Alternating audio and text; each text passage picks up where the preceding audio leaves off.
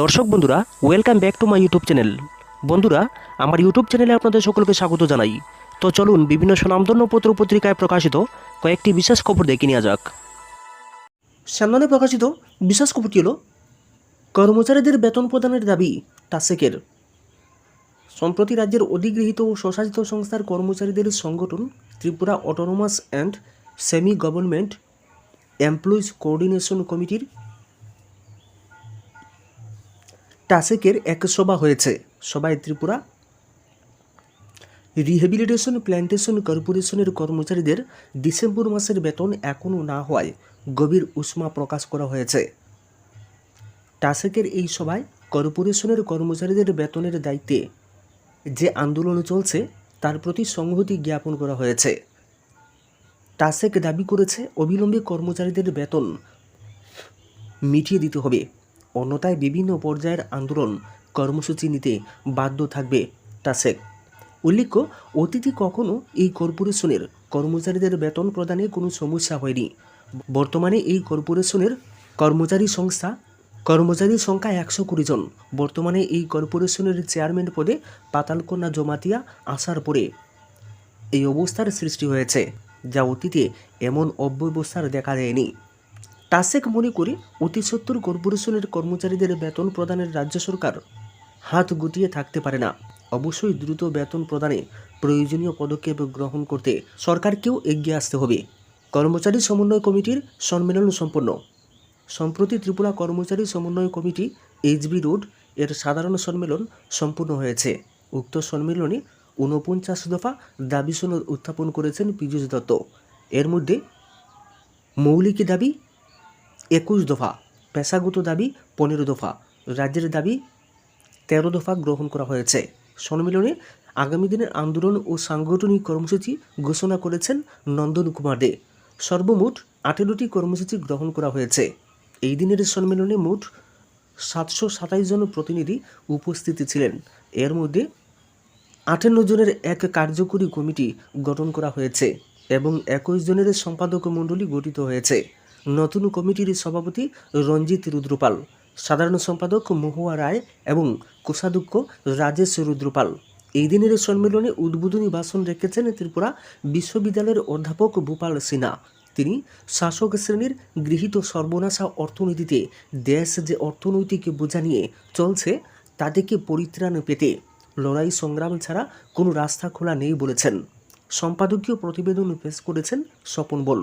তিনি আন্তর্জাতিক ও জাতীয় ক্ষেত্রে বর্তমান অগ্নিগর্ভ পরিস্থিতি সহ ধনী দরিদ্রের মধ্যে যে প্রভেদ বৃদ্ধি হচ্ছে তার ব্যাখ্যা সহ পুঁজিবাদ ও সমাজতন্ত্রের যে লড়াই তীব্র হচ্ছে তা আলোচনা করেছেন। প্রধান অতিথির ভাষণে পশ্চিমবঙ্গের কোঅর্ডিনেশন কমিটি সাধারণ সম্পাদক এবং সারা ভারত কর্মচারী মহাসংঘের যুগ্ম সম্পাদক বিশ্বজিৎ গুপ্ত চৌধুরী ধর্মে ধর্মে বর্ণে বর্ণে বিচিত্রের মধ্যে ঐক্যকে ভেঙে দেবার বিরুদ্ধে সংগ্রামে যুক্ত হবার কথা বলেছেন। এছাড়া অন্যান্য বক্তারা আলোচনা করেছেন। কংগ্রেসের নিয়াযাত্রা শুরু। দ্রুত বাড়ছে সাইবার ক্রাইম, আতঙ্কে মানুষ। ভয়ানক ঝুঁকির মুখে রয়েছে রাজ্যের সোশ্যাল মিডিয়া ব্যবহারকারীরা। ছাত্রছাত্রী, গৃহবধূ থেকে শুরু করে সরকারি দপ্তরের কর্মচারীদের অ্যাকাউন্ট দ্রুত হ্যাক হচ্ছে ত্রিপুরায়। সাইবার অপরাধীদের হাত থেকে রক্ষা পাচ্ছেন না রাজ্যের মন্ত্রী, বিধায়ক, আমলা থেকে শুরু করে সরকারি বিভিন্ন দপ্তরগুলোর অফিসিয়াল সোশ্যাল মিডিয়া সাইটগুলো।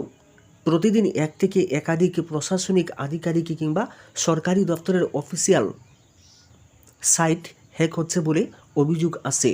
যে পুলিশ দপ্তর সাইবার অপরাধ বিষয়ে নজরদারি রাখার কথা, সেই পুলিশ দপ্তরের একাধিক তাবর আধিকারিক সাইবার অপরাধীদের প্রতারণার শিকার হয়ে নিজের সোশ্যাল মিডিয়া অ্যাকাউন্ট বন্ধ করতে বাধ্য হয়েছেন।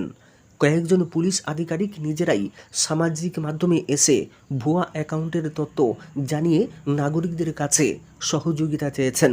স্কুল কলেজের অনেক ছাত্রছাত্রী সাইবার অপরাধের শিকার হয়ে নিজের মান সম্মান এমনকি জীবন পর্যন্ত হারিয়েছেন।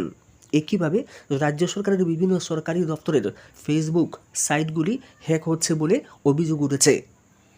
সরকারি দপ্তরের অ্যাকাউন্টগুলো প্রতারকরা হ্যাক করে তারপর সেগুলো থেকে নাগরিকদের নানাভাবে মেসেজ পাঠিয়ে প্রতারিত করছে।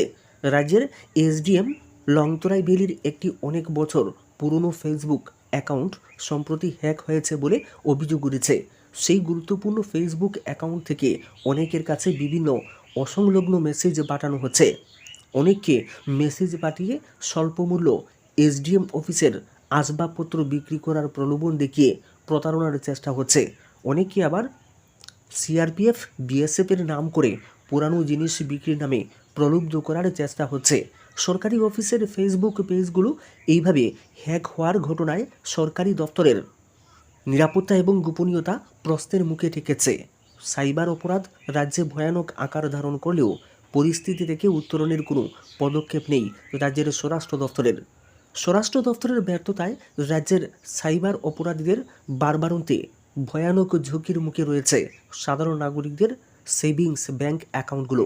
সূত্রের দাবি, আধার কার্ডের সঙ্গে মোবাইল নাম্বার লিঙ্ক থাকায় সাইবার প্রতারণার শিকার হওয়ার ঝুঁকি অনেক বেড়ে গিয়েছে। কারণ অধিকাংশ ক্ষেত্রে দেখা যাচ্ছে ব্যাংক এবং আধার কার্ডের সঙ্গে যে মোবাইল নাম্বার নথিভুক্ত রয়েছে সেই মোবাইল নাম্বার দিয়েই অনেকে ফেসবুক কিংবা এই জাতীয় সোশ্যাল মিডিয়া অ্যাকাউন্ট তৈরি করছেন। ফলে সাইবার অপরাধীরা খুব সহজেই সেই নাম্বার ব্যবহার করে সোশ্যাল মিডিয়া ব্যবহারকারীদের ব্যাংক অ্যাকাউন্ট পর্যন্ত পৌঁছে যাচ্ছে। যদিও রাজ্যে মোবাইল নম্বর ব্যবহার করে সরাসরি ব্যাংক অ্যাকাউন্ট থেকে টাকা তুলে নেওয়ার অভিযোগ কম, তবে ব্যাংকে নথিভুক্ত মোবাইল নাম্বারে ফোন করে বিভিন্নভাবে গ্রাহকদের বিভ্রান্ত করে ওটিপি দিয়ে ব্যাংক অ্যাকাউন্ট থেকে টাকা তুলে নেওয়ার বিস্তর অভিযোগ রয়েছে রাজ্যে। এই সমস্ত ঘটনায় সাধারণ গ্রাহকরা আতঙ্কের মুখে পড়েছেন। এই আতঙ্ক বাড়িয়ে দিয়েছে পুলিশের ব্যর্থতা। সম্প্রতি বিধানসভা অধিবেশনেও রাজ্য পুলিশের সাইবার ব্যর্থতার তথ্য উঠে এসেছে। এই ব্যর্থতা কাটাতে রাজ্য সরকার কেন প্রয়োজনীয় পদক্ষেপ নিচ্ছেন না তা নিয়ে প্রশ্ন উঠছে নাগরিক মহলে। রাষ্ট্রীয় কণ্ঠে প্রকাশিত বিশেষ খবরটি হলো বিরোধী দলের ভূমিকা নিয়ে প্রশ্ন।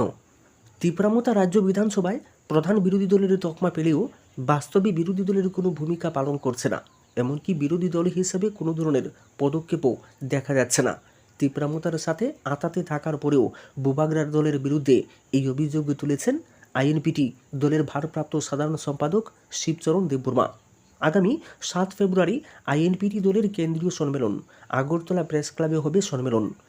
বিজয় কুমার রাঙ্খল, জগদীশ দেববর্মাদের মতো প্রবীণ জনজাতি নেতারা তীব্রামতায় সামিল হয়ে যাওয়ার পর আইএনপিটি দলকে পুনর্গঠন করার উদ্যোগ গ্রহণ করেছেন শিবচরণ দেববর্মার মতো বেশ কয়েকজন জনজাতি নেতা, যারা দলের অস্তিত্ব ছেড়ে মতায় সামিল হননি।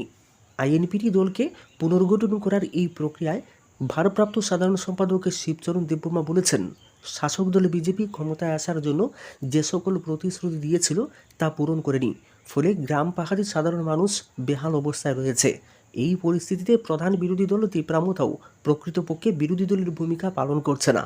ফলে সাধারণ মানুষের সমস্যা নিয়ে কথা বলার মতো জায়গা পাচ্ছেন না সাধারণ মানুষ। এই পরিস্থিতিতে আইএনপিটির মতো দলকে এই দায়িত্ব নিয়ে জনগণের জন্য কাজ করতে হবে। শিবচরণ দেববর্মা বলেছেন, আগামী 7 ফেব্রুয়ারি দলের কেন্দ্রীয় কমিটি ও কেন্দ্রীয় কার্যকরী কমিটি গঠন করা হবে। তারপরেই শুরু হবে আন্দোলন। তবে শুধু রাজ্য সরকারের বিরুদ্ধে নয়, আন্দোলন হবে তীব্রামতা পরিচালিত এডিসি প্রশাসনের বিরুদ্ধেও। কেননা তীব্রাসাদের কথা বলে মথা এডিসিতে ক্ষমতায় এলেও বাস্তবে সেখানেও অনিয়ম চলছে। তাই এডিসির দুর্নীতি তদন্তে নামবে আইএনপিটি। ইতিমধ্যেই রইসাবাড়ি থেকে এডিসির বিরুদ্ধে দুর্নীতির অভিযোগ এসেছে। তাই আগে দলকে পুনর্গঠন করার পর উভয় প্রশাসনের বিরুদ্ধেই আন্দোলন সংগঠিত করার জন্য প্রস্তুতি চলছে বলে শিবচরণ দেববর্মা জানিয়েছেন। তবে আজ আইএনপিটি ভারপ্রাপ্ত সাধারণ সম্পাদক শিবচরণ দেববর্মা জানিয়েছেন, জগদীশ দেববর্মা দীর্ঘ সময় আইএনপিটি দলের সাধারণ সম্পাদক ছিলেন। রবীন্দ্র দেববর্মাও ছিলেন গুরুত্বপূর্ণ পদে, কিন্তু আজ পর্যন্ত তাদের কেউ দল থেকে রেজিগনেশন দেয়নি। এই পরিস্থিতিতে তাদের ছাড়াই ফের আইএনপিটি দলের কর্মী সমর্থকেরা পুনরায় ঐক্যবদ্ধ হচ্ছে।